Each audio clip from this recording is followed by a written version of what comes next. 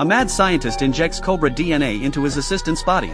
Snake scales start growing on the assistant's arms and legs. His entire body quickly begins to mutate. But just as he's about to transform into a cobra, the assistant accidentally lets out a fart. The drug's effects evaporate with it. The failed experiment turns the assistant into a half-human, half-snake monster. But this isn't what the professor wanted. So in his anger, he sells the creature to the local circus for cheap.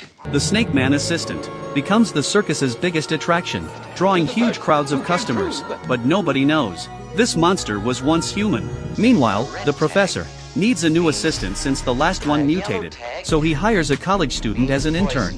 Looking at all the bizarre creatures in the lab, Jake instantly gets the creeps. The professor gives him a brief introduction. He's passionate about DNA research and wants to try transplanting snake DNA into different organisms to see what changes occur. Since the lab houses many venomous snakes, the professor claims it's for safety and injects Jake with anti-venom serum. But what Jake doesn't know is the professor actually injected King Cobra DNA. Innocent Jake becomes the professor's test subject. Within minutes, he feels dizzy and nauseous. The professor says it's a normal reaction. Back home, Jake starts having other symptoms.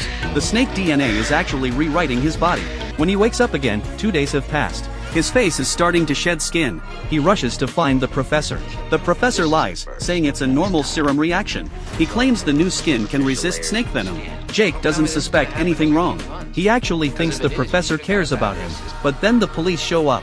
They're investigating the missing assistant. They search the entire lab but find nothing suspicious. After the police leave empty-handed, the professor gives Jake another injection, but he doesn't notice a snake's natural enemy barking frantically at him.